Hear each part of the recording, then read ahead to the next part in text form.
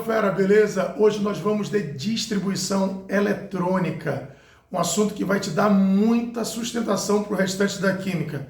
Mas eu sei que nesse momento já tem algumas dúvidas aí, como por exemplo, Daniel, esse assunto é difícil? Não, ele não é difícil, é um assunto muito tranquilo. Outra dúvida que surge normalmente é, Daniel, isso cai em prova de vestibular? Galera, cai bastante. Por exemplo, numa das últimas edições, a prova do Enem contemplou esse tipo de assunto, ou até assuntos correlatos a esse daí. Um outro tipo de dúvida é, ele vai servir para que eu possa aprender um outro assunto lá na frente? Certeza absoluta também. Você vai precisar disso para funções inorgânicas, de certo modo ali, para te dar uma estrutura ali inox. Também você vai precisar para eletroquímica, vai precisar disso em tabela periódica, em ligações químicas, ou seja, é um assunto que vai te dar muita base, vai te dar muito apoio para entender muitas outras coisas lá na frente. Mas galera, em termos de importância do assunto, a gente já sabe que ele vai servir para você dar andamento nessa química básica, mas o que de fato seria essa distribuição eletrônica? Na verdade, distribuir elétron é você colocar os elétrons dentro das camadas e subcamadas da eletrosfera de um átomo. É você conseguir enxergar, você ver como que os elétrons estão dispostos nessa eletrosfera. O interesse disso é fazer com que a gente perceba a capacidade de ligação desse elemento, dos átomos que formam o elemento. Porque esse elemento, na hora dele se ligar, ou melhor, o átomo, na hora dele se ligar, ele vai precisar perder elétron para isso, ou ele vai precisar ganhar elétron para isso. Só lembrando que quando ele perde elétron, ele adquire carga positiva, ele vira um cátion, e quando ele ganha elétron, ele adquire carga negativa, ele vira um ânion. Então bora lá para a gente poder aplicar esse conteúdo todo envolvendo aí a distribuição eletrônica. Vamos lá? Galera, distribuição eletrônica, a gente utiliza o diagrama de Linus-Pauling. Para que eu vou usar esse diagrama? Para que a gente possa fazer a distribuição dos elétrons em toda a eletrosfera. Só que a eletrosfera é a região periférica do átomo. E lá eu tenho níveis e subníveis. Ou então, se você preferir, camadas e subcamadas. Em termos de quantidade, nós temos 7 camadas eletrônicas. Começando pela camada K, indo até a camada Q. A camada K é a mais interna, aquela mais próxima do núcleo e é aquela que tem menos energia. Por outro lado, a camada Q é a mais externa e aquela que tem mais energia. Ordem de energia K, L, M, N, O, P e Q. Os subníveis, ao todo, são 4, começando pelo S, indo até o F, também pela ordem de energia. O S tem menos energia e o F tem mais energia. Você vai ouvir alguns termos técnicos por aqui, como por exemplo, subnível menos energético, seria o S. Subnível mais energético, seria o F. Camada eletrônica mais energética, camada Q. Camada eletrônica menos energética, camada K. É claro que os elétrons estão distribuídos aí dentro, só que a gente junta camada e subcamada e monta o tal do diagrama. E é ele que você tem que memorizar, tem que saber escrever para poder colocar lá na tua prova, para poder colocar ali no teu caderno e toda vez que precisar você ir consultar e distribuir os elétrons. Como que a gente monta? Eu coloco as 7 camadas, K, L, M, N, O, P e Q. Eu coloco uma setinha para me orientar de cima para baixo, para identificar o crescimento da energia. Como que aumenta a energia em termos de camadas eletrônicas, de cima para baixo? Eu vou colocar 4 colunas. Primeira, segunda, terceira e quarta. Aqui vai obedecer uma escadinha, tá, gente? A primeira coluna eu começo do número 1, a segunda eu começo do número 2, a terceira do número 3 e a quarta coluna do número 4. Para a primeira coluna eu coloco o subnível S para todo mundo, porque o subnível S é aquele que tem menos energia e ele tem uma quantidade total de 2 elétrons. É por isso que a gente vai escrever S2. Então, toda vez que você vê o subnível S, lembre que ele suporta um máximo de 2 elétrons. O subnível P, ele suporta um máximo de 6 elétrons e ele vai entrar na segunda coluna. Por isso que fica P6 para todo mundo. Primeira coluna, começo do 1, vou até o 7, S2 para todos. Segunda coluna do 2, vou até o 7 também e coloco P6 para todo mundo. Terceira coluna, eu começo do 3, mas eu não vou até o 7, vou até o 6. Coloco o D para todo mundo e o D tem um número máximo de 10 elétrons, por isso que quando você enxergar o subnível D, lembre de relacionar com 10 elétrons para o subnível D. E a quarta e última coluna começa do número 4, 4 e 5 apenas, o subnível F com um máximo de 14 elétrons. Feito isso, você organizou todo o diagrama, agora você vai colocar setas nas diagonais, orientadas de cima para baixo, para você poder distribuir os elétrons para os átomos. Como que isso vai ficar? Presta atenção aqui, gente. Você vai colocar uma primeira seta de cima para baixo, iniciando aqui pelo 1s2. Começo pelo 1s2, depois eu volto para cima e eu dou continuidade. Agora o próximo é o 2s2. Cheguei no 2s2, se for necessário, mais uma vez volte para cima, 2p6, 3s2, caso haja necessidade mais uma vez. Você volta para cima e você continua até onde for necessário. Claro que depende do número atômico. Aqui eu fui até o 4s2, mas você pode continuar 3d10, 4p6, 5s2, até você chegar no último, que é o 7p6. E esse daqui é o subnível de maior energia. Então vamos aplicar esse negócio todo em algum exemplo. Vamos ver como é que isso daí ficaria. Vou colocar aqui um exemplo muito simples. Sódio, número atômico 11. O sódio, número atômico 11, ele tem 11 prótons. Como esse cara é neutro, ele também tem 11 elétrons. Só que eu sei que já surgiu uma dúvida aí para você. Como que esse cara é neutro? Como que eu sei disso? É porque aqui no canto superior direito dele não tem nenhum sinal, nem positivo nem negativo. Se não tem, subentende-se que o número que está lá em cima é o zero. Zero por quê? Porque 11 prótons e 11 elétrons. Se ele tem 11 prótons, o número de elétrons é igual. Então ele tem 11 partículas positivas e 11 negativas. Vamos distribuir os 11 elétrons. Como é que vai ficar isso aqui? 1s2, 2s2, você continua naquela setinha na diagonal, lembra? 1s2, 2s2, vai lá para cima de novo. 2p6, 3s2, até você completar 11. 2p6, até aqui, galera, eu completei 10. 2 mais 2, 4 mais 6, 10. Eu somo os números lá de cima. Tô bem aqui, ó. 2p6. Só que eu quero 11. Tá faltando 1. Você dá continuidade, chega no 3s1. Então vai ficar bem aqui, 3s1. Aí aqui você parou, porque você já bateu 11. 11 prótons, 11 elétrons. Depois que a gente faz isso, eu preciso certificar do número de camadas que o sódio apresenta. São algumas informações que você precisa observar aqui. Então vamos lá. O sódio, eu distribuí os 11 elétrons, deu para perceber que ele tem uma camada, porque tem o número 1 na frente, que é esse número maior. O número 2 na frente é a segunda camada. E o número 3 na frente é a terceira camada. O número 1 na frente, quando você olha para o diagrama, ele se refere a qual das 7 camadas? O número 1 se refere à camada K. Por isso, vou colocar o K aqui embaixo. O número 2 na frente se refere à camada L. Por isso, eu vou colocar L aqui embaixo. Ok? O número 3 na frente se refere à camada M. Por isso, eu vou colocar o M aqui embaixo. Galera, isso daí é feito para você poder também fazer a distribuição eletrônica em termos de camadas. Apenas em termos de camadas. Como é que ficaria então? Vai ficar assim, ó. Você coloca cada camada e o número total de elétrons que ela apresenta. A camada K, por exemplo, ela tem quantos elétrons? 2. É o número lá de cima. A camada Li tem quantos elétrons? Não esquece de somar. A camada 2 é 2s2, 2p6. 6 mais 2, você vai somar esses dois aqui de cima, ó. Soma o 2 soma o 2 com o 6. 6 mais 2, 8. Número total de elétrons igual a 8. E M igual a apenas um único elétron. Então, esse tipo de distribuição eletrônica, às vezes, aparece em prova. Aliás, podemos até arriscar e dizer que é mais comum assim que assim. Tá? Fica K igual a 2, L igual a 8, M igual a 1. Facinho, né? Muito simples. Uma informação a mais que seria interessante aqui para você. O sódio, ele é neutro. Aqui a carga dele é 0.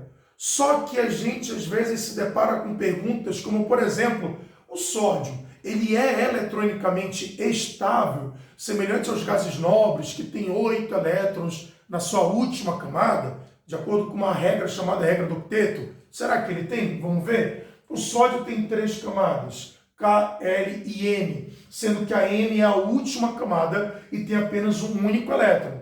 Então ele não está estável. Para estar estável ele precisaria de 8. Só que se o sódio perde este elétron da última camada, a última passa a ser a segunda com 8. 6 mais 2, 8. Então a gente vai fazer isso para poder verificar como que seria o sódio na sua forma iônica mais estável. Então o 3S1, ele mostra para a gente que o sódio vai perder um único elétron que ele tem na última camada e como resultado disso você vai ter o sódio na sua forma iônica. Como ele perdeu um elétron, ele fica com um positivo a mais. Lembra do que a gente falou antes? Que aqui ele era neutro, porque o número de prótons era igual ao número de elétrons. Se ele tinha 11 prótons, ele tinha 11 elétrons. Como agora ele perdeu um elétron, ele continua tendo 11 prótons. Só que agora 10 elétrons. 11 prótons e 10 elétrons, eu tenho um positivo a mais. Então vou escrever isso aqui, que eu tenho um positivo a mais. Por isso que a carga dele é mais 1. Lá na frente a gente vai chamar isso daí de NOx. É a carga elétrica que um elemento adquire, que uma espécie química adquire quando perde elétron ou quando ganha elétron. Nesse caso aqui ele perdeu elétron. A gente diz que o sódio, por ter perdido um elétron, se transformou em um cátion. Cátion é espécie química positiva. Como esse cara perde um elétron, para isso acontecer, ele precisa fazer uma única ligação. Por isso é cátion monovalente. Queridos, esse prefixo aqui, mono, significa um. Valente significa ligação. Então, monovalente significa fazer uma ligação, porque ele quer perder um elétron. Ok? Vamos para um próximo aqui, para a gente complementar. Vou colocar um outro também que é muito comum, que aliás às vezes se combina com o sódio, que é o tal do cloro, o Cl, número atômico 17. Mais uma vez você aplica o diagrama de Linus-Pauling, começando por um S2 até você bater o número 17. Então vamos lá, 1S2, 2S2. Enquanto você está olhando, tenta ver se nesse tempo você já entende onde que vai parar o número 17. 1S2, 2S2, 2P6, 3S2, 3P6, 4S2. Vê se já não bateu 17. Vamos lá? Vamos colocar aqui, vai ficar assim, ó. 1S2, 2S2, 2P6. Toda vez que bater P6, você para e conta. Vê se já não tem aquilo que você precisa. 6, 7, 8, 9, 10. Ainda não. Eu quero 17. Estou faltando 7. Eu estou em 2P6. Continua. 3S2. Depois do 3S2, agora já bateu 12. Estão faltando 5. Queridos, depois do 3S2, quem é que vem? 3P6. Como eu quero 5, vai ficar 3P5. Perfeito? Já distribuiu o cloro. Agora a gente vai fazer semelhantemente ao sódio. Eu vou também atribuir as camadas para o cloro. Então vamos lá. Número 1 na frente, qual é a camada? Lembra aí? Se você comparar com o de cima, fica fácil para fazer. Número 1 na frente, qual é a camada? Camada K. Número 2 na frente, qual é a camada? Camada L, porque é a segunda. Número 3 na frente, qual seria a camada? Número 3 na frente, aqui ó. Número 3 na frente, camada M. Então ele também tem 3 camadas eletrônicas, onde, bora fazer a distribuição por camadas, essa que nós fizemos aqui embaixo, ó gente. Essa bem aqui, ó. Estou marcando aqui, identificando para você. Vamos fazer aqui embaixo também para o cloro. Como é que vai ficar para esse carinha aí? Camada K igual a quantos elétrons? 2.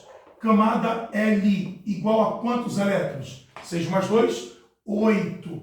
Camada N igual a quantos elétrons? 5 mais 2, 7. Beleza, já chegamos na distribuição por camadas. Fizemos por subníveis, usando o diagrama, fizemos por camadas. Do mesmo modo como eu tentei identificar estabilização eletrônica para o sódio, eu vou fazer para o cloro. Vamos lembrar? O sódio eu busquei olhar a última camada dele, 3S1. Vi que só tinha um elétron, ele não estava estável. Ele precisou perder um elétron para que a última camada fosse a segunda com 8. Eu vou fazer isso para esse cara aqui. Cloro, a última camada é a camada N. Ele tem quantos elétrons na camada N? 5 mais 2, 7. Também não está estável, porque para estar estável precisa ter quantos? 8. Teoria do octeto. Então ele só tem 7. O que vai acontecer com esse cara? Ele pode ganhar ou ele pode perder? Vamos para um raciocínio aqui muito simples. Se ele perde os 7, 5 e 2, 7, se ele perde 7, a última passa a ser a segunda, que tem 8. Pô, Daniel, beleza, está estável então. Realmente, estaria estável. Só que ele precisa perder 7 para isso. Você não acha mais fácil esse cara ganhar um elétron aqui? Ele já tem 7, basta ele ganhar 1. 7 mais 1, 8. É mais fácil ele ganhar 1 ou ele perder os 7 da última camada? É mais fácil ele ganhar 1. Então vai acontecer com esse cara o contrário do que aconteceu com o sódio.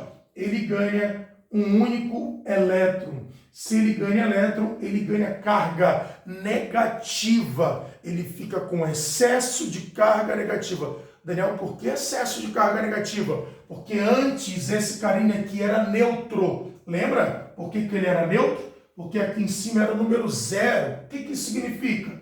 Número de prótons igual ao número de elétrons.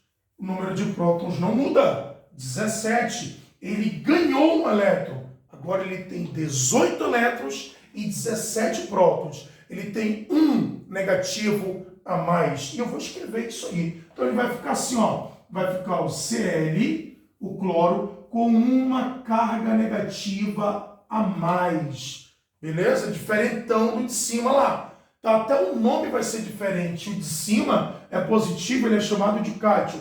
O de baixo é negativo, ele vai ser chamado de ânion.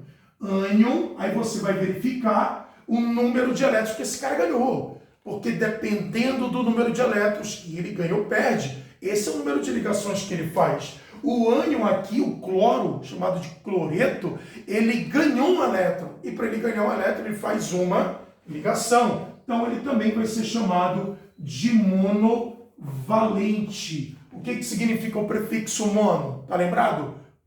E valente vem de valência, que significa ligação. Quer dizer que o sódio faz uma ligação, do mesmo modo que o cloro também faz uma ligação. Qual é a diferença entre os dois? É que o sódio, ele precisa perder elétron para fazer uma ligação. O cloro, para fazer uma ligação, ele tem que ganhar esse elétron. Percebeu aí a oposição entre os dois? Da mesma maneira que você percebeu a complementariedade também. Se o sódio quer perder, o cloro quer ganhar. Perfeito, os dois se combinam, eles se juntam. Se eu posso juntar os dois, como é que eu faria? O sódio, olha aqui embaixo, ó, o sódio mais 1 e o cloro ou cloreto menos 1.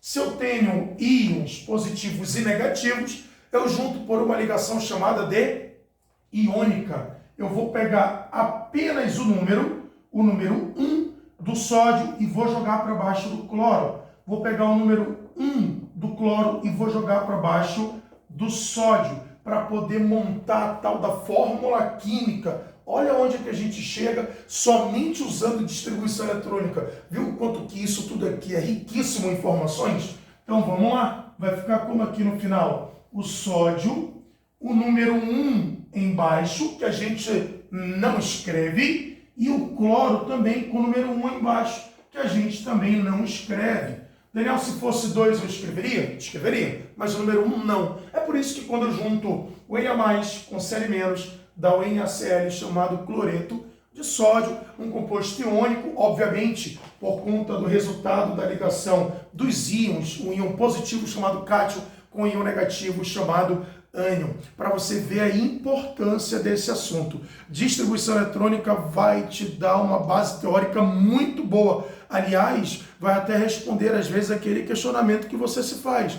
Por que que na aula eu consigo até entender o assunto, mas quando eu vou para a questão, eu não consigo resolver? parece que me falta ali informações. Por que está me faltando informações? É porque eu ainda tenho falha na base da química. Então, assuntos que fazem parte dessa química básica são essenciais para você. E esse aqui é um. Além disso, claro, ele é bem frequente em prova em termos de diversas abordagens. Agora é contigo, é o momento de você praticar, de você estudar e, claro, não esquece de deixar um comentário aí embaixo. Se de repente você ficou com alguma dúvida ou até se você também tem alguma sugestão. É certeza absoluta que você conhece alguém que ajudaria em muito assistir essa videoaula. Então compartilhe esse negócio, lembra de se inscrever nisso daí e, claro, gente, comenta alguma coisa para que eu possa trocar um pouco dessa ideia aí com você, beleza? Valeu, queridos, um grande abraço e até a próxima. Tamo junto!